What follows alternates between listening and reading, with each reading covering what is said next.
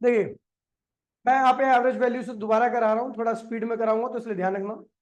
हमें पता है average value of alternating current, alternating current की एवरेज वैल्यू निकालनी है। निकालने की जरूरत क्या पड़ी? जरूरत इसलिए पड़ी क्योंकि आपका ऑल्टरनेटिंग करंट क्या होता है, वेरिएबल नेचर का होता है। क्या होता है? हर इंस्टेंट पर वेरी करता है, इसलिए उस वेरिएबल करंट की अगर आपको एक वैल्यू बतानी है तो आप कौन सी वैल्यू बताओगे? तो वो एवरेज वैल्यू होगी, है ना। हर इंस्टेंट पर बदलता रहता है, इसलिए अगर कोई चीज बदलती रहती है तो आपको उसकी एक वैल्यू बतानी, तो आप क्या करोगे? एवरेज ही तो निकालोगे। ठीक है, तो अल्टरनेटिंग क्या होता है? एवरेज कर वेरिएबल करंट होता है। इसे कहते हैं पॉजिटिव साइकिल, इसे कहते हैं नेगेटिव साइकिल। ठीक है, तो इसका एवरेज जो आता है, यहाँ का एवरेज जो आता है वो नेगेटिव पॉजिटिव आता है, और यहाँ का एवरेज क्या होता है? एवरेज जो आता है वो नेगेटिव आता है। तो टोटल एवरेज क्या होता है? 0 से टी, यहां से 0 टाइम है, ये टी टाइम है, और ये टी बाय में 2 टाइम है। ठीक है, तो यहां से यहां तक का एवरेज पॉजिटिव आएगा, यहां से यहां तक का एवरेज करंट क्या आएगा? नेगेटिव आएगा। और टोटल एवरेज करंट 0 से लेकर टी के इंटरवल में क्या होता है? 0 होता है। ठीक है, 0 यहां से लेके यहां तक का अगर आप कुल एवरेज निकालोगे तो 0 होगा। इसीलिए हम एवरेज हमेशा हाफ साइकिल में निकालते हैं। किसमें निकालते हैं? पूरे साइकिल में एवरेज की वैल्यू क्या होती है? 0 होती है। ठीक है, तो average current of alternating current expression, कोई एक्सप्रेशन नहीं है, आसान है। ठीक है, करंट, एवरेज करंट जब भी निकालना है तो आप ध्यान रखना कि आपको टोटल चार्ज पता होना चाहिए कितने टाइम में? 0 से हाफ साइकिल में, क्योंकि पूरी साइकिल में एवरेज क्या आता है? 0। ठीक है, अपॉन में टाइम, हाफ साइकिल का टाइम जो कि क्या होगा? टी बाय में 2 होगा। ठीक है, तो पहले चार्ज निकालते हैं, total charge at any instant. यहाँ पे देखो, एट एनी इंस्टेंट, किसी भी इंस्टेंट पर की बात करूं मैं, तो करंट की वैल्यू क्या होती है? I naught sine omega T होती है। किसी भी इंस्टेंट पर करंट की वैल्यू क्या होती है? I naught sine omega T. तो उस हम आई को क्या लिखते हैं? डी क्यू अपॉन में डी टी। इस आई को क्या लिखते हैं? डी क्यू अपॉन में डी टी। और ये क्या होगा? I naught sine omega t के बराबर होगा। तो डी क्यू क्या होगा आपका? I naught sine omega T into में क्या हो जाएगा? डी टी हो जाएगा। ये क्या हुआ? इस डी टी टाइम में चार्ज का ट्रांसफर मुझे कहां से कहां तक निकालना है? हाफ साइकिल में, चाहे इस हाफ साइकिल में निकाल लूं, चाहे इस हाफ साइकिल में निकाल लो। तो total charge transfer, total charge in 0 to T by में 2, पूरी साइकिल मैंने आपको बता रखा है एवरेज 0 आता है। ठीक है, तो इसको इंटीग्रेट करोगे तो क्या आएगा? क्यू आएगा। क्यू अपॉन में आई नॉट बाहर निकालना, सॉरी, और साइन का इंटीग्रेशन करना, साइन ओमेगा टी। ठीक है, डी टी 0 से लेकर टी बाय में 2 की लिमिट लगा देना, पता ना आपको, क्योंकि इतने में ही आपको चार्ज निकालना है। ठीक है, तो Q इक्वल्स टू में क्या होगा? आई नॉट साइन का इंटीग्रेशन क्या होता है? माइनस कॉस ओमेगा टी, और आपको बता रखा है ये जो टी के अलावा जो फालतू होता है वो डिवाइड में आ जाता है। 0 से लेकर टी बाय में 2 की लिमिट लगी। क्यू बाहर, क्यू ये रहा, आई नॉट ये रहा आपका, ओमेगा बाहर कर दीजिए इसको। ठीक है, और माइनस भी बाहर कर दीजिए। कॉस ओमेगा की यहाँ पे 2 पाई अपॉन में कैपिटल टी लिखिए, और स्मॉल टी की यहाँ पे अपर लिमिट रिप्लेस कर दीजिए। क्या होगा? बाद में माइनस आता है, फिर कॉस इस ओमेगा की यहाँ पे 2 पाई अपॉन में कैपिटल टी लिख दीजिए, और स्मॉल टी की यहाँ पे क्या लिख दीजिए? 0 लिख दीजिए। ठीक है, टी से टी कैंसिल, 2 से 2 कैंसिल, और ये पूरा का पूरा क्या होगा? 0 हो जाएगा। तो आई नॉट ओमेगा, ओमेगा की वैल्यू 2 पाई अपॉन में क्या होता है? कैपिटल टी होती है। और कॉस पाई है, कॉस पाई क्या होता है? -1। और यहाँ पर कॉस क्या है? 0 है। क्या है वो? क्या होगा? 1। तो -1 -1 -2 हो जाएगा। तो आपका टोटल चार्ज कितना आ गया? टोटल चार्ज कितना आ गया हाफ साइकिल में? ये देखिए, -2 ये हो गया, माइनस आई है, तो -2 आई नॉट आ गया, 2 पाई अपॉन में कैपिटल टी आ गया। 2 से 2 क्या हुआ? कैंसिल हो गया, तो क्या हुआ? टी आई नॉट अपॉन में पाई। ये क्या हुआ? टोटल चार्ज कितने टाइम में? 0 टू टी बाय 2 टाइम में। ठीक है, अगर मैं टोटल चार्ज निकालना है T/2 से लेके टी टाइम में, मतलब यहां से लेके यहां तक में, तो ये चार्ज आपका ये आने वाला है -T आई नॉट अपॉन में क्या होगा? पाई। ठीक है, ये नेगेटिव आ जाएगा। नेगेटिव साइकिल में नेगेटिव चार्ज आएगा, पॉजिटिव साइकिल में क्या आएगा? पॉजिटिव चार्ज आएगा। ठीक है भैया, तो हमें क्या निकालना है, एवरेज करंट। तो एवरेज करंट क्या होता है बताया मैंने आपको, एवरेज करंट का फॉर्मूला लिखवाया था ना। एवरेज करंट क्या होता है, चार्ज जीरो से लेकर टी बाई टू टाइम में अपॉन में टी बाई में टू। तो एवरेज करंट क्या हो जाएगा, चार्ज कितना ट्रांसफर हुआ भैया, तो टी आई नॉट अपॉन में pi divide by time. Time कितना है, हाफ साइकिल का, टी बाय में टू। टी बाय टी से टी क्या हुआ, कैंसिल हो गया। इसको सिंप्लीफाई करोगे आप तो आपका रिजल्ट ये आएगा, ये दो ऊपर गया तो टू आई नॉट अपॉन में पाई, ये आ गया आपका average current T by two time में। अगर यहां से एवरेज निकालोगे तो वो एवरेज क्या आएगा, ट्रांसफर चार्ज अपॉन में टाइम। टाइम कितना भी है, टी बाय में टू, क्योंकि हाफ साइकिल में निकालो। तो इस करंट की वैल्यू, इस चार्ज की वैल्यू कितनी है, negative minus two I not, और ये पाई अपॉन में टी बाय में टू। टी से टी क्या हुआ, कैंसिल हो गया, ये क्या होगा minus two I not upon में पाई। तो इस साइकिल का एवरेज कितना आया, इस साइकिल का एवरेज कितना आया, टू आई नॉट अपॉन में पाई। और इस साइकिल का एवरेज कितना आया, minus two I not upon में पाई। टोटल एवरेज क्या होगा, यहां से यहां तक का क्या होगा, जीरो हो जाएगा। ठीक है, अब आते भैया, ये लेस एक्यूरेट रहता है, नोट में ध्यान रखना, नोट में average value of alternating current is less accurate, less accurate, ज्यादा एक्यूरेट नहीं होता।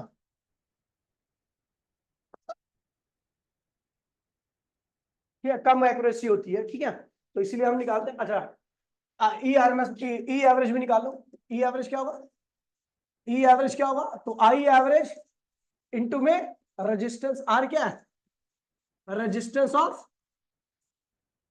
सर्किट। आर क्या, रेजिस्टेंस ऑफ सर्किट। तो भैया आई एवरेज क्या रखा है, टू आई नॉट अपॉन में पाई इंटू में आर। आई नॉट इंटू में आर क्या होता है, ई नॉट होता है। क्या होता है, ई नॉट। तो ई एवरेज क्या आ गया, एवरेज ईएमएफ आपका ये होता है, और एवरेज करंट क्या होता है, टू आई नॉट अपॉन में पाई होता है। नेगेटिव साइकिल में इसकी वैल्यू क्या होगी, नेगेटिव। पॉजिटिव साइकिल में क्या होगी, पॉजिटिव। और पूरी साइकिल में क्या होगी, जीरो। ठीक है, तो अब निकालते हैं I R M S, I R M S, R M S value. ठीक है, आर एम एस वैल्यू ये इंपॉर्टेंट है काफी ज्यादा, कई बार आ रखा है। तो हमें निकालना I R M S. I R M एस होता क्या है, तो देखिए भैया, आई आर एम एस का मतलब होता है root mean square value of alternating current, root mean square value of current. देखिए भैया होता क्या, ये आपका, आपने क्या किया, इस एवरेज आरएमएस वैल्यू को निकालने के लिए आपने एसी करंट लिया, ऑल्टरनेटिंग करंट लिया, और इसको जीरो से लेके टी टाइम तक एक सर्किट से पास कराया जिसका रेजिस्टेंस क्या था, आर था। और वहां से हीट निकली कुल, यहां से सारी हीट देखी आपने, देखा, आप देख रहे हो कभी हीट क्या निकल रही है, कम निकल रही है, कभी क्या निकल रही है, ज्यादा निकल रही है ना। सारी हीट निकल रही है, तीर की लंबाई आपको बता रही है, हीट निकल रही है।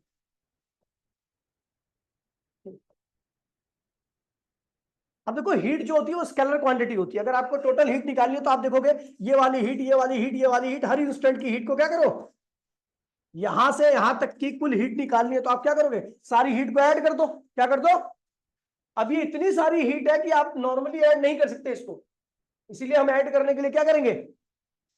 अब देखिए हमने क्या किया, एक सर्किट से ऑल्टरनेटिंग पास कराया, उसी सर्किट से हमने क्या किया, डायरेक्ट करंट पास कराया, डीसी करंट पास कराया। कितना टाइम के लिए, वही टी टाइम के लिए, जितना टाइम यहां पर है ना उतने टाइम। सर्किट का रेजिस्टेंस भी क्या वही है, यहां से जो हीट निकलेगी, आप देख रहे हो यहां पर जो हीट निकल रही है उसका, उसकी वैल्यू क्या है, फिक्स है। उसकी वैल्यू क्या है, जब इस केस में आप देखते हो कि यहां का हीट क्या निकली, एच एसी निकली है, और यहां पे हीट कितनी निकली है, एच डीसी निकली है। अगर आपकी इफ यहां की हीट, ये वाली हीट इस वाली हीट के बराबर आ जाए तो हम क्या कहेंगे, देन आईडीसी, यानी इसका करंट जो होगा, ये जो करंट है आपका आईडीसी, वो क्या होगा, IDC is RMS of I AC. देखिए सुन लीजिए, आपको पता है यहां पर हीट जो निकल रही है वो इरेगुलर वे से निकल रही है, कभी ज्यादा कभी कम। लेकिन यहाँ की हीट मान लीजिए 100 जूल निकली, ठीक है, और यहां पर जो आपने टी टाइम तक देखा तो वो भी हीट क्या निकली है, 100 जूल निकली है। तो जब मैं इस केस का एवरेज हीट निकालूंगा, यानी हीट पर सेकंड निकालूंगा, तो वो हीट पर सेकंड क्या होगा, यहां के बराबर आएगा, हर सेकंड की हीट के। देखिए यहां पर हर सेकंड पर हीट क्या होगी, अलग अलग निकलेगी, कभी कम तो कभी ज्यादा। लेकिन यहां पर टोटल हीट कितनी निकली, मान लीजिए 100 जूल निकली, कितनी निकली, 1000 जूल निकली, मान लो कितनी निकली। और यहां पर भी हीट कितनी निकली है, 1000 जूल ही निकली है उतने ही टाइम में। तो अगर मैं, आपको पता है यहां पर जो 1000 जूल निकली है हीट, उसका पैटर्न क्या है, फिक्स है, हर सेकंड में फिक्स अमाउंट ऑफ हीट निकाल रहा है, क्योंकि हर सेकंड में करंट की वैल्यू क्या है, सेम है। लेकिन यहां पर हर सेकंड में करंट की वैल्यू सेम ना होने की वजह से हीट क्या हर सेकंड में अलग अलग निकल रही है। तो जब हम इस केस में एवरेज हीट पर सेकंड निकालते हैं, तो वो वाली एवरेज हीट किसके बराबर आती है, इसके हमेशा की हीट के। तो इसलिए कहते हैं भैया यहां का जो करंट होगा उसका एवरेज या उसका आरएमएस जो होगा वो ये वाला करंट होगा।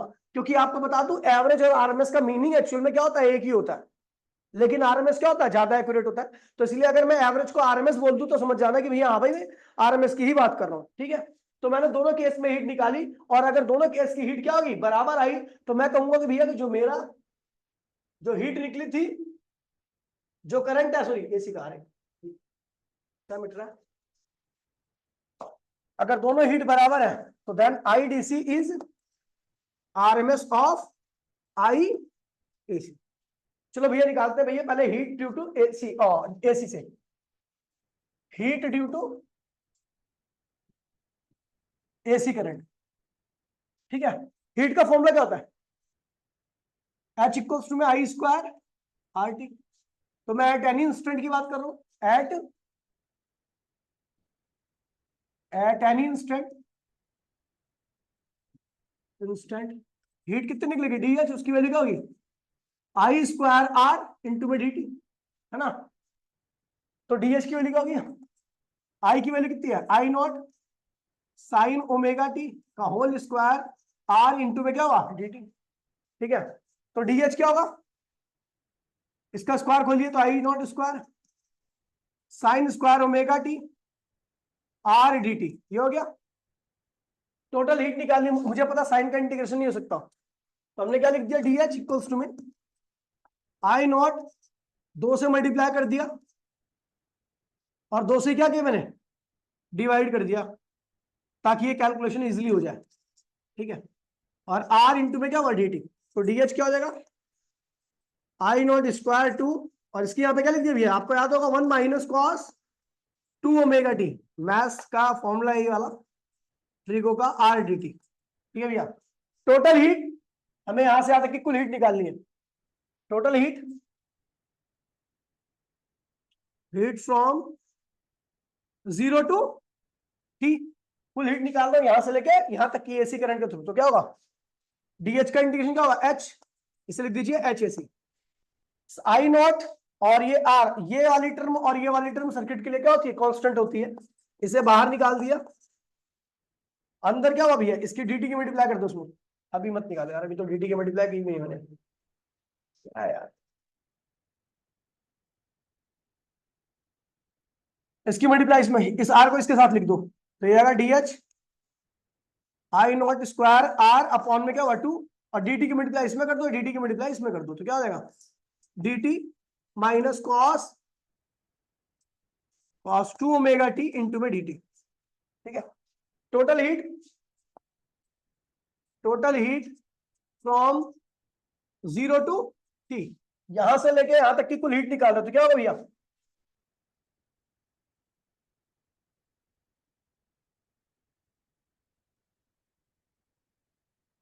क्या होगा, डीएच का इंटीग्रेशन क्या होगा, एच एसी लिख दो, एसी। और ये वाली टर्म पूरी कांस्टेंट है, इसे बाहर निकाल दीजिए इंटीग्रेशन के बाहर, आई नॉट स्क्वायर आर अपॉन में टी बाहर आ गया, सॉरी 2 बाहर आ गया, और ये क्या होगा, इसका इंटीग्रेशन क्या होगा, dt minus cos 2 omega T dt, limit लीजिए 0 से लेकर टी बाय में, और टी 0 से लेकर टी, और यहां पर भी 0 से लेकर क्या होगा टी। आपको पता है इस इंटरवल में साइन या कॉस की वैल्यू क्या होती है, 0, तो ये क्या हो जाएगा, एच एसी क्या आ जाएगा, आई नॉट आर अपॉन में क्या हुआ 2, ये dt आ गया, dt का क्या होगा टी, 0 से लेकर टी, तो एच एसी कितना आ गया, आई नॉट आर, एक बार अपर लिमिट रिप्लेस करेगी, एक बार लोअर करेगी, बीच में क्या आएगा माइनस, तो ये आएगा I naught square R t upon में क्या हुआ 2। जब भी आपको अल्टरनेटिंग करंट के थ्रू हीट निकालनी हो तो आप इस वाले फॉर्मूले का इस्तेमाल करोगे। But heat due to DC, heat due to DC with same circuit, with same circuit in same time, circuit in same time में डीसी कितनी हीट निकालेगा, तो भैया डीसी के द्वारा हीट निकाली गई हीट कैसे निकलेगी, तो करंट ड्यू टू डीसी ये हमेशा फिक्स रहता है, इसकी वैल्यू वेरी नहीं करती। तो यहाँ पर देखिए, इसलिए हमने देखिए यहाँ पर हर इंस्टेंट पर हीट क्या निकल रही है, अलग अलग निकल रही है। तो इसलिए हमें क्या करना पड़ा, किसी पर्टिकुलर इंस्टेंट का निकाल करके टोटल हीट हमने इस तरीके से इंटीग्रेट कर लिया।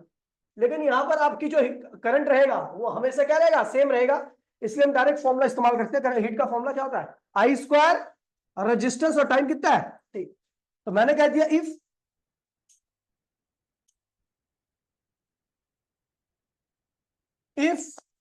एच ए सी बराबर में एच डीसी, दोनों हीट अगर बराबर हो तो क्या होगा भाई, प्लीज ध्यान दीजिए। एच ए सी की वैल्यू क्या रखी है, I naught R d t upon में 2, और एच इसकी वैल्यू क्या रखी है, I D C square R t. R t से आर टी क्या हुआ, कैंसिल हो गया।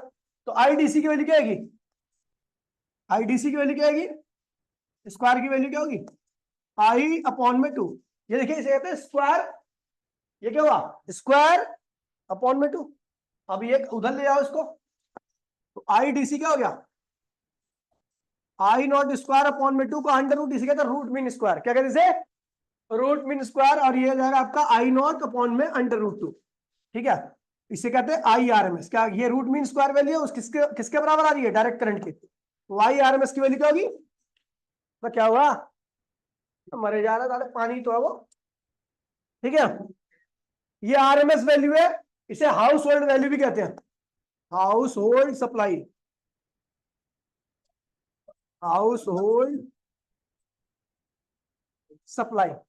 घर में जो भी सप्लाई होगी, क्वेश्चन में जो भी करंट दिया होगा वो सब क्या होगा, आई आर एम एस ही होगा।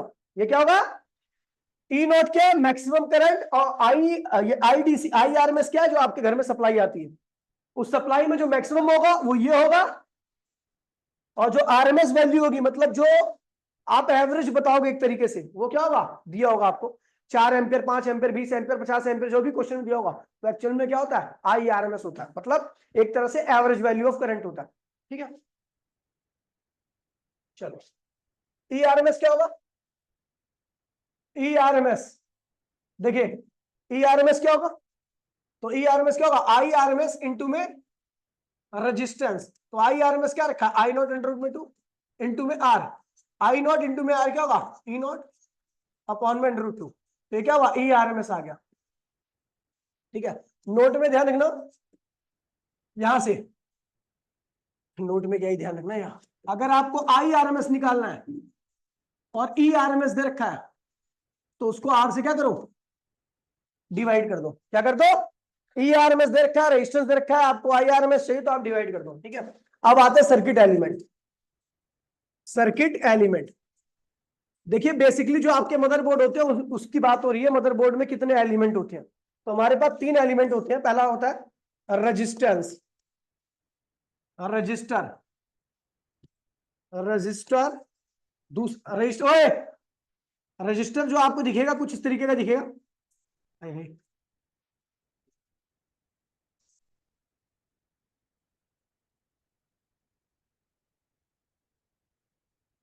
ऐसे मदरबोर्ड के अंदर लगा होगा, और वहां पर बहुत सारे कलर होंगे, अलग अलग कलर। आपको याद है colour coding of permanent resistance बताया था मैंने, ऐसे बहुत सारे कलर हो सकते हैं उसके अंदर,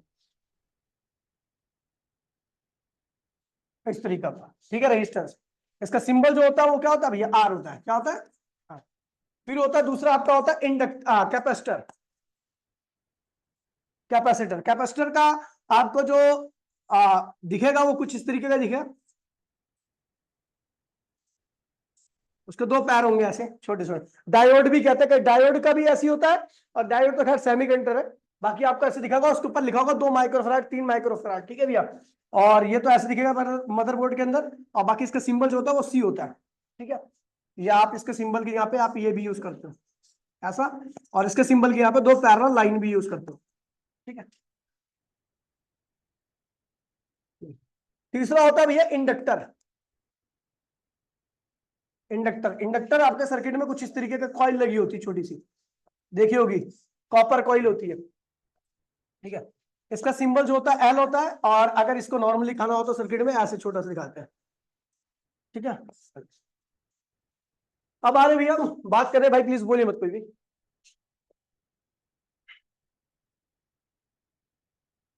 AC circuit, circuit with resistance only, आपका एसी सर्किट है लेकिन उसमें केवल क्या है, रेजिस्टेंस है। ऐसे सर्किट को हम क्या कहते हैं, रेजिस्टिव सर्किट कहते हैं, ठीक है। ऐसे सर्किट को जिसमें केवल रेजिस्टेंस लगा होता है उसे रेजिस्टिव सर्किट कहते हैं। पहला आपको करना है सर्किट डायग्राम, क्या करना है, सर्किट डायग्राम। सर्किट डायग्राम कैसा होगा, तो भैया ये आपका रेजिस्टेंस है, ध्यान दीजिएगा। हाँ, और ये आपने ऑल्टरनेटिंग करंट अप्लाई कर रखा है, ये ऑल्टरनेटिंग करंट का सिंबल होता है। बैटरी का सिंबल तो आपको पता ही होगा, एक दो पैरेलल लाइन, एक बड़ी एक छोटी, वो बैटरी होती है, ठीक है भैया। ये रेजिस्टेंस है, ध्यान दीजिए। दूसरा आपको करना है अप्लाइड ईएमएफ, ध्यान दीजिएगा भैया, अप्लाइड ईएमएफ। अप्लाइड ईएमएफ क्या होगा, ई इक्वल्स टू में, या आप वी भी यूज कर सकते हो, कोई दिक्कत नहीं है। वी इक्वल्स टू में V naught sine omega T. V क्या है, इंस्टेंटेनियस पोटेंशियल या ईएमएफ। वी नॉट क्या है, मैक्सिमम पोटेंशियल, और ओमेगा क्या है, उसकी पर सेकंड में जो एंगल बनता है ना, आपको बताया था मैंने डेरिवेशन करते हो, वो उसकी स्पीड है। और ठीक है, किसी भी टाइम पर, जिस टाइम पर ये ईएमएफ है वो वाला टाइम है ये स्मॉल टी की वैल्यू कुछ भी हो सकती है, ठीक है। स्टार्टिंग में स्मॉल टी क्या होता है, 0 होता है, हाफ साइकिल में स्मॉल टी क्या होता है, t/2 हो जाता है, और कंप्लीट साइकिल में स्मॉल टी की वैल्यू क्या होती है, कैपिटल टी हो जाती है। देखिए, इफ साइन ओमेगा टी बराबर में 1 हो जाए, साइन की जो मैक्सिमम वैल्यू होती है 1 ही होती है। अगर साइन की मैक्सिमम, साइन की वैल्यू 1 हो जाए तो इसका मतलब साइन कहां चला गया, मैक्सिमम चला गया। तो देन क्या होगा, v किसके बराबर हो जाएगा, v नॉट के। और v नॉट क्या होता है, मैक्सिमम। क्या होता है, जब भी साइन की वैल्यू 1 हो, या कॉस की वैल्यू 1 हो, साइन माइनस साइन की वैल्यू 1 हो, या माइनस कॉस की वैल्यू 1 हो, ये सब क्या होंगे, मैक्सिमम हो जाएंगे। क्या होगी, जो भी चीज लगी है उस क्या होगी, मैक्सिमम हो जाएगी। तो यहां पर पोटेंशियल क्या हो जाएगा, मैक्सिमम हो जाएगा। फिर आता है कैलकुलेशन फॉर करंट। तीसरा क्या है, तीसरा calculation for current, calculation for current. Current के लिए कैलकुलेशन करने आ रहे हैं, ध्यान दीजिएगा।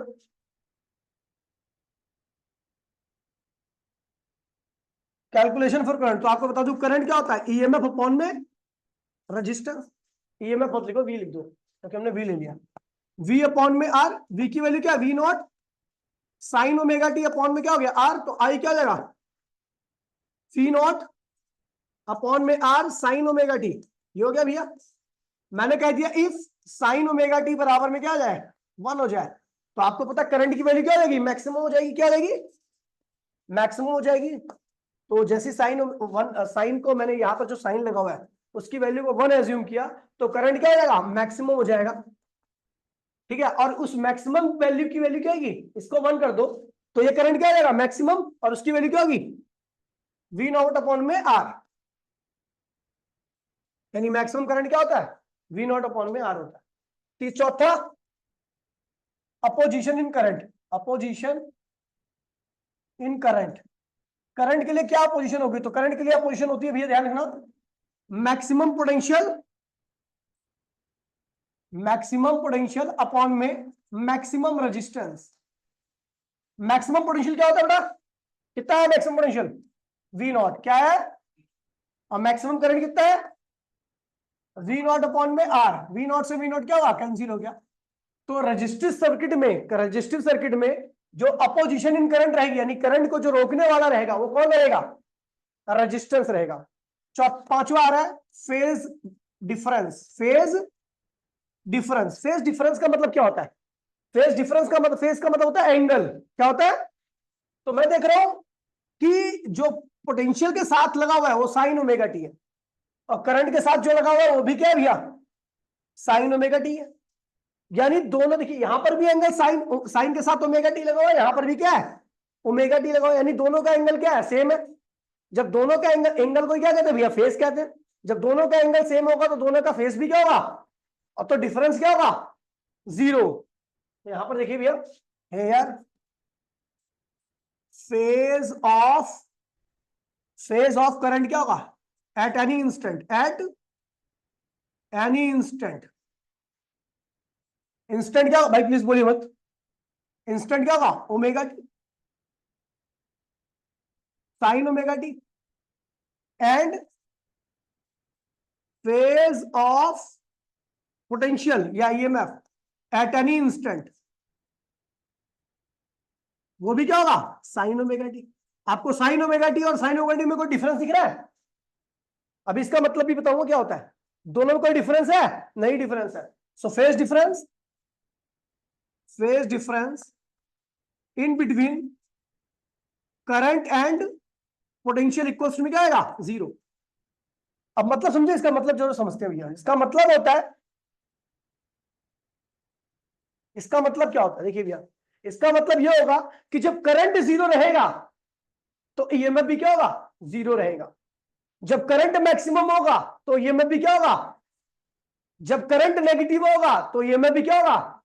तो ध्यान रखना, दोनों का फेस सेम होने का मतलब है कि दोनों एक साथ मैक्सिमम हो रहे हैं, दोनों एक साथ मिनिमम हो रहे हैं, दोनों एक साथ क्या हो रहे हैं, जीरो हो रहे हैं, दोनों के अंदर सेम वेरिएशन आ रही है। सर्किट में ऑल्टरनेटिंग करंट आपका वेरिएबल नेचर का होता है, वेरिएबल नेचर का होता है मतलब हर इंस्टेंट पर उसकी वैल्यू लगातार क्या होती है, घटती बढ़ती रहती है, लेकिन दोनों के अंदर घटना बढ़ना एक जैसा ही रहेगा। ईएमएफ मैक्सिमम तो करंट मैक्सिमम, ईएमएफ जीरो तो करंट जीरो। ये है रजिस्टिव सर्किट की खासियत। और फेज जीरो का मतलब यही होता है कि दोनों के अंदर वेरिएशन क्या आ रही है, सेम वे से आ रही है। इसका मतलब क्या है, इसका मतलब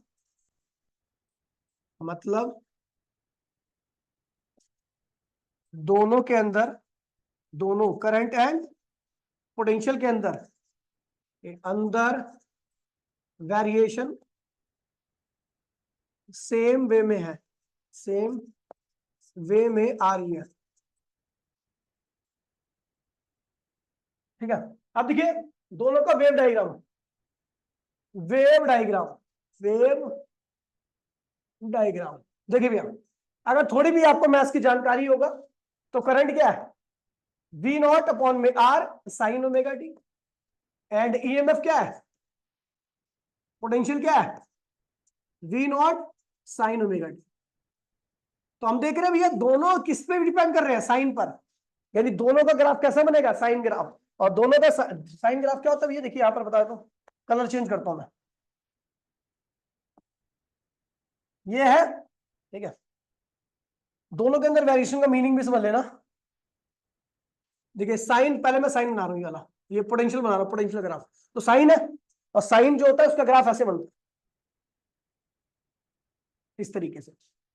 मुझे पता है करंट के साथ भी क्या लगा है, साइन ही लगा है, तो इसका ग्राफ भी कैसे बनेगा, इसी तरीके से बनेगा, लेकिन मैं अलग कलर से बना रहा हूं।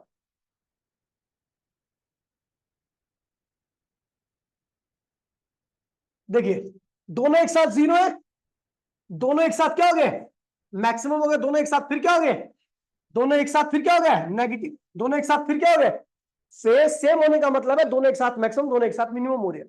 ठीक है, यहां पर ये किसके लिए है, ये करंट के लिए, और ये व्हाइट कलर जो है वो किसके लिए है, ईएमएफ के लिए या पोटेंशियल के लिए। अच्छा ये जो पॉइंट है किसको रिप्रेजेंट कर रहा होगा, मैक्सिमम करंट को, किसको दिखा रहा होगा, नहीं करंट का तो नहीं है, व्हाइट है ना ये, मैक्सिमम पोटेंशियल को, मैक्सिमम पोटेंशियल की वैल्यू क्या होगी, वी नॉट। और ये जो ये पीक होगा किसको दिखा रहा होगा, मैक्सिमम करंट को, मैक्सिमम करंट की वैल्यू क्या होगी, समझ गए भैया, ध्यान रखना। फिर आता है एसी सर्किट, अच्छा हाँ, उसके बाद आता है वेव डायग्राम और phasor diagram, phasor diagram. Phasor diagram में मतलब समझे कि दोनों का फेस कब कितना होगा, ठीक है। तो इस वक्त करंट और ईएमएफ का फेस क्या है, जीरो। इस वक्त करंट और ईएमएफ का फेस क्या है, 90 डिग्री। इस वक्त करंट और ईएमएफ का फेस क्या है, 180 डिग्री। इस वक्त करंट और ईएमएफ का फेस क्या है, यानी किसी भी इंस्टेंट पर दोनों का एंगल क्या रहेगा, सेम ही रहेगा। तो भैया देखिए जब भी आप फेजर डायग्राम बनाने जाओगे, अगर आप करंट को और ईएमएफ को यानी पोटेंशियल को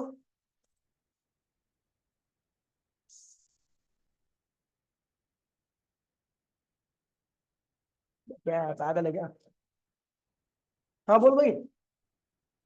प्लस भाई, वो कल वाली होगी जो तूने ली है कल की। हाँ तो फिर आज मत लियो, ठीक है। ठीक, चलो भैया आगे बढ़ते हैं। ये हो गया भैया, हाँ भाई यार, ठीक है। तो दोनों का एंगल हमेशा क्या रहेगा, सेम रहेगा। अगर ये लाइन, ये वाली लाइन यहां पर आ जाए तो करंट भी जीरो, पोटेंशियल भी जीरो। ये दोनों चले गए तो यहाँ पर करंट भी मैक्सिमम, ईएमएफ भी मैक्सिमम। यहां पर आ गए तो करंट भी जीरो, ईएमएफ भी जीरो। यहां पर आ गए तो करंट भी नेगेटिव, ईएमएफ भी नेगेटिव। समझ गए भैया, दोनों का फेस सेम होने का मतलब यही होता है। अबे पागल है क्या?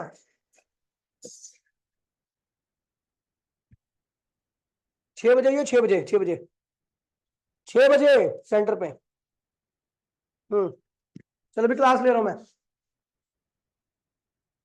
चलो भैया आगे बढ़ते हैं, ठीक है। अब आता है AC circuit, circuit with capacitor only, capacitor only. ध्यान दीजिए, इसे कहते हैं कैपेसिटिव सर्किट। इसे क्या कहते हैं, कैपेसिटिव सर्किट।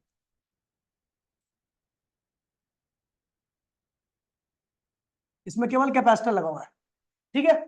सबसे पहले आएगा भैया सर्किट डायग्राम, क्या आएगा, सर्किट डायग्राम। सर्किट डायग्राम कैसा रहेगा इसका, तो ये है कैपेसिटर, ये है आपका ऑल्टरनेटिंग करंट। दूसरा है आपका applied EMF, applied EMF. Applied EMF क्या होगा, V equals to V naught sine omega T. अगर मैं कह दूं इफ साइन ओमेगा टी की वैल्यू 1 हो जाए तो पोटेंशियल क्या हो जाएगा, मैक्सिमम, और उसकी वैल्यू क्या आएगी, किसके बराबर आएगी, वी नॉट के बराबर। तीसरा है calculation for current, calculation for current. यहां पर थोड़ी सी उससे थोड़ा सा हट के करंट के लिए आप कैलकुलेशन करने जा रहे हो। तो भैया आपको पता है कैपेसिटर के अंदर ऑल्टरनेटिंग करंट जा रहा होगा, तो किसी इंस्टेंट पर कैपेसिटर की प्लेट पर कितना चार्ज आ गया, डी क्यू, कितना आ गया, ठीक है। इफ दी, या at any instant, at any instant current क्या होगा, डी क्यू अपॉन में डी टी। ये क्या है, स्टोर चार्ज, क्या है, store charge in capacitor, store charge in capacitor. और ये क्या है, at any instant, at any, किसी भी इंस्टेंट पर कितना चार्ज स्टोर हुआ, डी क्यू। तो करंट क्या आएगा, आई को उसमें डी क्यू अपॉन में क्या होता है, डी टी होता है। तो डी क्यू क्या होगा, आई डी टी। ठीक है भैया, क्या निकाला, करंट निकाला ना, करंट की वैल्यू निकालो, डी क्यू का निकालो। तो आई क्यू क्या होगा, क्यू क्या होता है, कैपेसिटर के ऊपर जो चार्ज आता है वो किसके बराबर आता है, क्यू, क्यू की वैल्यू सीवी होती है, क्या होती है, सीवी। सी इंटू में वी याद नहीं आता है, वी। तो आई इक्वल्स टू में डी अपॉन में डी टी, सी, वी की वैल्यू क्या, V naught sine omega T. बोला हाँ। यहां पर कांस्टेंट क्या क्या दिख रहा है, सी वी नॉट, क्या कांस्टेंट दिख रहा है, तो भैया बाहर निकाल लो, सी वी नॉट कांस्टेंट लगा, साइन का इंडिकेशन क्या होगा, कॉस ओमेगा टी। और ये ओमेगा फालतू है तो उसे मल्टीप्लाई में लिख देते हैं, चेन रूल कहते हैं इसको। लेकिन आप चेन रूल मत लगाओ, जो फालतू होगा उसे मल्टीप्लाई कर देना बस। ठीक है ना, कौन है, ओमेगा, मल्टीप्लाई कर दो। तो आई को उसमें क्या, सी वी नॉट ओमेगा, ये कॉस ओमेगा टी। ये आ गया आपका करंट। ध्यान दीजिएगा भैया, ईएमएफ के साथ क्या लगा था, साइन, करंट के साथ क्या आ गया, कॉस। अगर मैं साइन और कॉस की बात करूं, जिसके पास मैथ्स नहीं है, तो साइन का ग्राफ जो होता है वो ऐसे खिंचता है, और कॉस का ग्राफ क्या खींचता है, यहां से। जब साइन 0 होता है तो कॉस क्या होता है, 1 होता है, मैक्सिमम होता है। इसका मतलब इसी टाइम पर, 0 टाइम पर साइन की वैल्यू 0 होगी और कॉस की वैल्यू क्या होगी, +1 होगी। अगर मैं देखूं तो अगर साइन को +1 अटेंड करना है, मैक्सिमम वैल्यू पे आना है, तो कितना एंगल कवर करना पड़ेगा, 90 डिग्री और करना पड़ेगा। क्या करना पड़ेगा? देखिए साइन जिस जीरो टाइम पर कॉस 1 पे रहता है, साइन 0 पे रहता है, मैं चाहता हूं कि साइन भी 1 हो जाए, तो साइन को और कितना एंगल कवर करना पड़ेगा? 90। इसका मतलब किसी भी टाइम पर साइन जो होता है वो कॉस से 90 डिग्री पीछे होता है। क्या होता है? जैसे वो 90 पहुंचेगा कॉस कहां हो जाएगा? 0 पे आ जाएगा। आगे चल रहा है ना? जो साइन 90 डिग्री बात करेगा वो कॉस उसी टाइम पे कर ले रहा है। तो कॉस जो होता है वो साइन से हमेशा क्या करता है? लीड करता है। क्या करता है? लीड करता है, मतलब वो हमेशा आगे रहता है। जो मैक्स जब वो साइन कॉस मैक्सिमम रहेगा तो साइन उस वक्त 0 बैठा रहेगा। जब कॉस 0 पे चलेगा तो कहां चलेगा? मैक्सिमम पे। पकड़ने के चक्कर में है, लेकिन पकड़ कभी नहीं पाता है। समझ गया? साइन कॉस हमेशा क्या होता है? साइन से 90 डिग्री आगे रहता है। समझ गया? तो कौन आगे होगा इस बार? करंट या ईएमएफ? करंट, क्योंकि करंट के साथ लगा है कॉस और ईएमएफ के साथ लगा है साइन। ठीक है भैया? तो जब करंट कैपेसिटर में करंट मैक्सिमम होगा तो ईएमएफ क्या हो जाएगा? 0 पे रहेगा। जब करंट 0 हो जाएगा तो ईएमएफ कहां पहुंच जाएगा? मैक्सिमम पे। तो हमेशा ही 90 डिग्री क्या होता है? पीछे रहता है। तो इफ कॉस ओमेगा टी को मैं 0 कर दूं, आपको पता है ओमेगा की वैल्यू 1 कर दूं, तो ध्यान करंट क्या हो जाएगा? करंट कहां पहुंच जाएगा? मैक्सिमम पे। और उसकी वैल्यू क्या आएगी? सी वी नॉट ओमेगा। तो जो कैपेसिटिव सर्किट होता है उसके अंदर मैक्सिमम करंट की वैल्यू क्या होती है? C V naught omega. ठीक है भैया? देखिए अगर मैं बात करूं opposition current, opposition in current, current में क्या अपोजिशन रहेगी? तो करंट की अपोजिशन क्या होती है? मैक्सिमम पोटेंशियल अपॉन में मैक्सिमम करंट। तो मैक्सिमम पोटेंशियल क्या होता है? मैक्सिमम पोटेंशियल क्या है भैया? वी नॉट क्या है? और मैक्सिमम करंट क्या है? C V naught omega. V naught से वी नॉट क्या हुआ? कैंसिल हो गया। इसको लिखते हैं हम भैया 1 बाय में सी ओमेगा। इस अपोजिशन को मैं लिखता हूं एक्सी से। किससे लिखता हूं? क्योंकि कैपेसिटर का अपोजिशन है, इसको लिखते हैं एक्सी। इसका नाम क्या होता है? Capacitive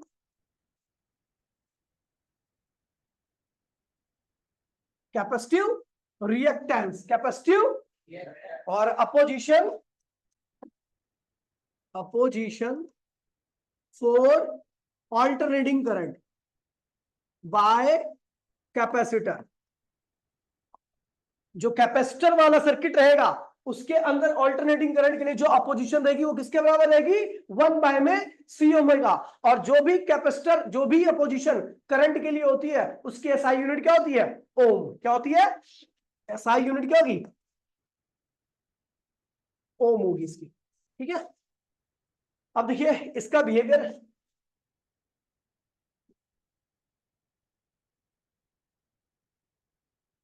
behaviour of XL XC with AC and DC. AC के साथ कैसा बिहेवियर होगा? ध्यान दीजिए भैया। देखिए आपने देखा था कि बैटरी का सेकंड चैप्टर में कैपेसिटर लिया था, कैपेसिटर के अक्रॉस में क्या लगा रहे थे? बैटरी। एसी करंट नहीं लगाते थे, क्योंकि बैटरी का चार्ज ही क्या होता है? कैपेसिटर के अंदर स्टोर हो सकता है। ऑल्टरनेटिंग करंट का चार्ज कभी स्टोर नहीं हो सकता, क्योंकि वो कैपेसिटर स्टोर ही नहीं कर सकता। स्टोर का मतलब रोक ही नहीं सकता उस चार्ज को, और जो रोक नहीं पाता तो इसका मतलब उसका रेजिस्टेंस क्या है? 0 है। अब चार्ज कहीं रुक ही नहीं रहा, चार्ज वहां पर रुक ही नहीं पा रहा, भग जा रहा है, बह जा रहा है, तो इसका मतलब वहां का रेजिस्टेंस क्या है? 0। तो एसी करंट के लिए कैपेसिटर का खुद का रेजिस्टेंस क्या होता है? ऑलमोस्ट ना के बराबर होता है। क्या होता है?